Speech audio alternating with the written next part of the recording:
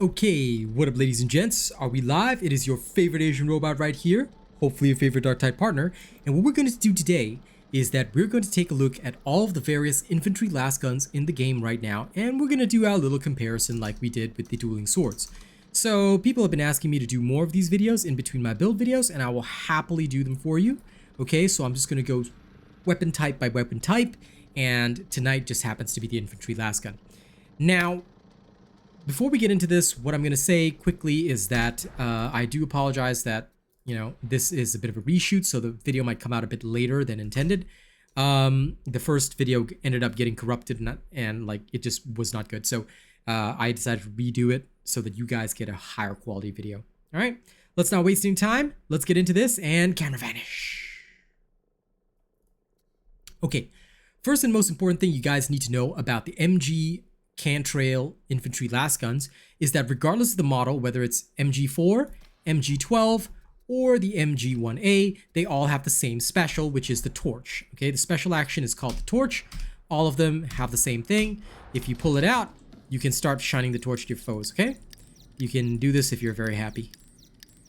Okay, all right. Now that you know that you have a literal flashlight attached to your gun, the most important thing to also realize is that unlike with the dueling swords, the infantry Lasguns all have the same stats, or rather stat modifiers, across the board. Whether it's the MG4, MG12, or the MG1A, they all have damage, mobility, stability, ammo, stopping power. Same across the board, no matter what. Let's start with the MG4, okay? And we'll go through what the stats actually mean for this type of gun. Damage will affect your damage versus unarmored and infested targets, as well as your base damage of the gun itself. One thing you need to realize is that the modifier for near and far targets is different. And the interesting thing about the Lasgun is that it's got reverse fall off. That is to say, it does more damage if your target is far than if your target is near. Okay, the near modifier is 85.6, far is 106. Okay, mobility will cover your sprint speed with the weapon out, your moving spread. Unfortunately, this will always remain large, so there's no point in hip firing while moving too much. Your dodge distance will always be very negative, so even if you roll highly on the mobility modifier, you're not going to get a lot of value out of it. Your dodge limit's always going to be 4, but do try and have a mobility of at least 55, 60, so that you do get your 4 dodges. You don't want to have 3 dodges, which is the worst situation, yeah? And it does provide a small buff to your dodge speed. Okay, so mobility is usually used as a dumb stat, but I highly advise you to have something between 55 and above would be a great choice. Okay, stability affects your hipfire recoil, your hipfire while moving recoil, your aim down sights recoil, your aim down sights while moving recoil. It affects your spread and your sway in general. So stability is very crucial for these guns. Ammo affects how much your clip size is, as well as how much reserves you have. So try and roll this as high as possible, but for the purposes of this test, it doesn't matter if we've rolled low ammo. I've tried to get damage, stability, and stopping power all above 70 for all of the guns that we're testing today, so that we can have as even a test as possible. Now for stopping power, what stopping power does is that stopping power will affect your damage versus all armor types, flak, carapace, unyielding, and maniacs, all right? And the same thing that we saw with the damage modifier is seen here. Near targets receive a lower modifier than far targets. So if the target is further, your Lasgun will do more damage. Okay. Stopping power also affects your weapon stagger, but that's not really crucial. Okay, now that we understand what the stats all do, let's have a look-see at how each gun performs. Starting with the MG4, okay, the MG4 body shot. Now this is without any, what we're gonna do, sorry, I almost forgot. We should reset all talents. These demonstrations are gonna be done without any talents. So why are we gonna do it this way? Because I realized that since these Lasguns are available across the board, they're available for the Zealot, Psyker, and the Veteran, it would be wiser to do the test to show you guys just the base stats, and we'll compare each Lasgun to its base stats, rather than worrying about the talent pathway. Of course, certain talent builds might make these Lasguns extremely viable. For example, Executioner Stance, but we'll talk about that more in the closing comments, all right? First, let's get into the analysis. Sorry for the interruption, all right? Here we go. Body shot is not very much, okay? The further I go, the better things are looking. Headshots with the MG4 aren't really that great in Damnation. You're actually going to require a fair few accurate headshots, and because this gun can fire rapidly, but it has this vertical rise, you can't really snipe distant targets without letting the aim reset. So you kind of have to snap off shots while adjusting for the aim. This can be a lot more difficult than you might realize. So if using this gun as a spam fire gun, you'll do alright, but each shot takes up 2 ammo. So you will run out of ammo if you're not really hitting the head. So this gun is a bit spammy, but not really designed for anything much. In terms of the hipfire spread, on this gun the hipfire spread is not all that bad, but once you get past 15 meters, the accuracy is tremendously affected. So if you were to just spam fire, say at this Dread Gunner, you're not going to hit very accurately. And this is a spam fire type gun, but if you slow down your shots, you can actually deal fair amounts of damage, even hip fire, although this is while crouching. While standing and moving, this is a very different story. So hip fire with this gun is not that great compared to, like, say, the auto guns.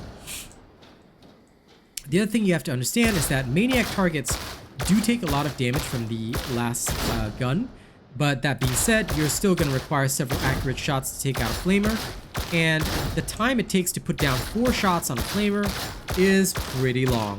Of course, this is greatly buffed with talons and stuff like that, but against like the flak armor targets, you're going to be taking quite some time.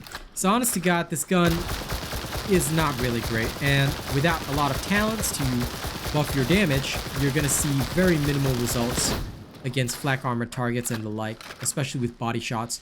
And you can't really go for the head because this gun, in case you didn't know, the Lasguns across the board, and I'll show you guys this each time, don't do well against carapace armor.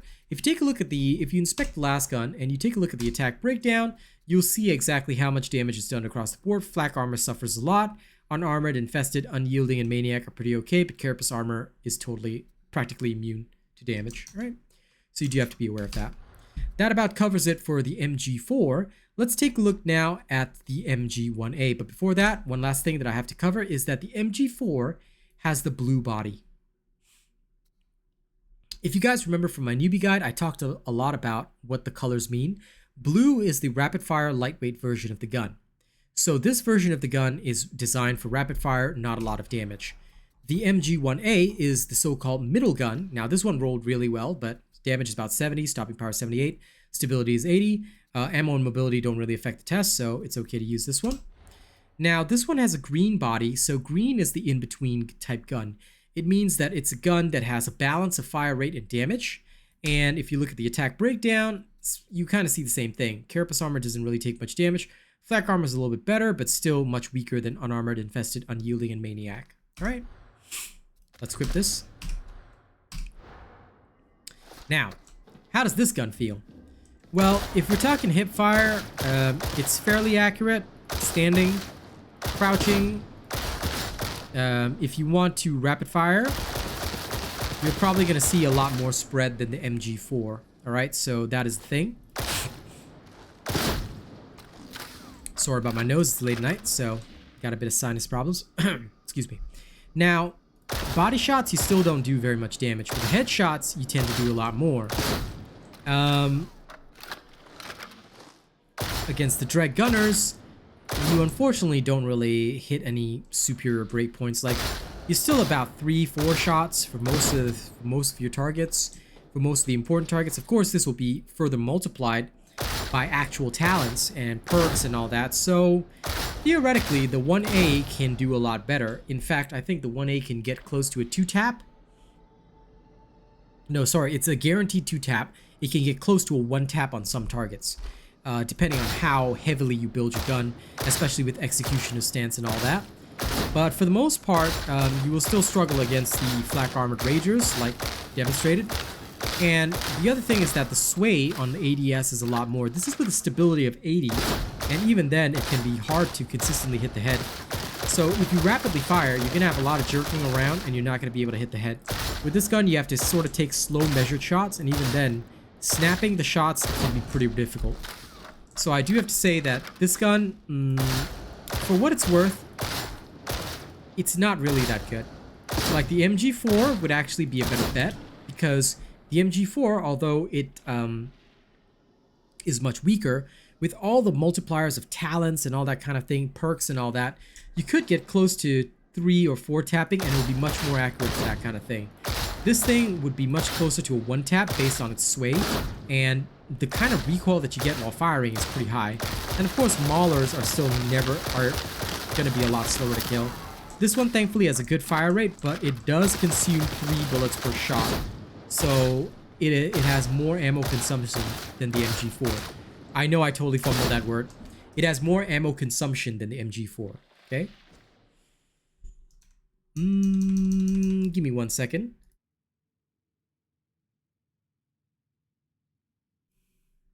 Had to clear my nostrils and really didn't want you guys to hear that. All right. The last one on our list is the MG12. Now, the MG12 is my personal favorite. Brown body, this is the high damage version of the gun. Slowest fire rate, high damage, but usually high accuracy as well. Once again, flak armor suffers a lot, and carapace armor takes no damage. So how does this gun fare in the field? Well, if we take a look at it, now this one has, if you guys didn't get a chance to see the stats, only the ammo count is bad. The rest of the stats are all above 70, and the damage, stability, and stopping power are above 70, so this should be pretty good. Now, what's great about this gun is that, in general, okay, it's only slightly more powerful than the 1A, but because of that slight increase in power, it can actually reach 1 taps on certain targets, assuming that you've got the long distance.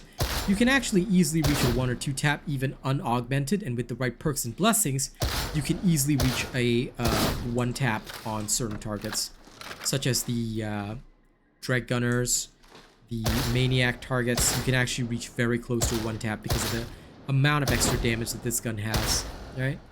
Even unaugmented in gray, this is a 2 tap on the Maniacs, which is really, really good. It is actually designed for taking out specialists, so it's really good for that. The Rager, on the other hand, is not going to suffer too much, so just take note of that. And you cannot really rapid fire this gun, so it will present some problems. Hip fire is also a nightmare with this gun. It's 3 ammo per shot, and it's completely inaccurate because of the huge spread that it has. So even if you crouch, if you try and rapid fire the hip fire, you're not going to get much done. You will kill the target behind the target that you actually intended to kill. You see? So this is kind of the problem with this gun. That being said, it's still pretty powerful. The gun itself can do quite a lot, and if used well enough in the field, if you know how to snap shots off, you can actually get some serious results with this, no cap. Alright, let me just kill the target in the back. It's fairly ammo efficient as well, but still costs 3 damage per shot, so between this one and the 1A, I tend to focus on the 12 because the sway is about the same for both, and if I'm going to take measured shots anyway, I may as well use the 12.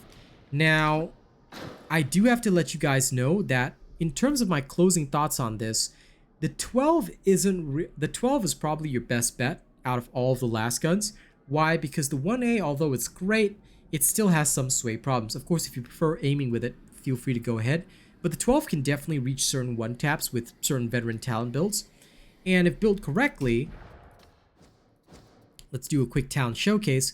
If we were to build it now, this is a willy-nilly build. It's just designed to show an extreme example. All right, it's not really built to show like, you know, it's not really built to show that, oh, okay, this is the exact way to play this game. But if you build it correctly, if you build it in general correctly, all right, using something, oops, sorry, wrong one. Using something relatively loose but still fairly strong. I know this is a very weird build. Please do not copy this because this is not a build that's going to fly or even work in the field. Well, who knows, it might. But I'm just doing this for the talent points so I can show you. You can, even without any perks, you add in a couple of perks, you can get really close to a 1 tap, as you can see right there. I would probably go with like unarmored, infested, that kind of thing, because these guys are definitely going to be a 2 tap no matter what. But you could easily 1 tap the unarmored, and maniac perks on this, you could very much reach 1-tap territory or 2-tap territory on the Dread Rages. Although your flak armor would still suffer, I mean, it was going to suffer anyway, so it would be pointless to have that. So focus on your strengths, and you could probably wipe out a lot of targets very easily, you see? But add in, even without all that, right, add in Executioner's Stance, and all of a sudden, you know, things start turning into very, very fast 1-taps, you see? So like, even if you didn't want those perks, like let's say you decided, okay, well, I'm gonna use Executioner Stance mostly instead of having the baseline perks to take these characters out, you could keep your Executioner Stance going for a very long time, assuming you can hit the head. Add on a few things like being able to regenerate toughness when you kill elites. This is a very viable gun. This is an absolutely viable gun, and working it together with Executioner Stance could give you some serious power, but you probably need to get the crack grenades anyway, so this might throw your build a little bit because you might need some additional points here, there, this and that. So yeah, it's really not easy to play this type of build, and it can be difficult overall to get the kind of results that you want. You're gonna have to give up certain things, you're gonna have to give up certain pathways. That's just how it is, you know, there's just no choice for you. That being said, you can still reach some serious heights and actually dish out quite a bit of damage if you put your mind to it. That said, yeah, there will be several things that you are going to need to get, so it's not that easy to run this type of build. Still, you know, there is potential for it. So, you know, don't knock the Lasgun. It does have some serious potential, but you are going to have to build around it, and you are going to have to try and reach those breakpoints so that you're effectively one-tapping targets, you're effectively killing the targets in the field. That is what will help it bring value over the plasma gun or other guns, because it's a faster weapon. That being said, it has no penetration, so plasma gun is still going to kind of be the king because it can just shoot through everything. So your choice here, but you know, for me, in terms of the Lasguns, the MG12 is the clear winner. MG4, if you really like spam firing and you're not that good at aiming, it's really up to you, but the MG12 would be my choice. Get it with high stability, high damage, high stopping power, good ammo count, decent enough mobility, and you'll be snapping off heads really easily, assuming that you have a build to do so. All right, thank you very much for watching this video. I hope you guys have enjoyed it, and you know, again, my apologies for having to put out this video a bit later than I normally would.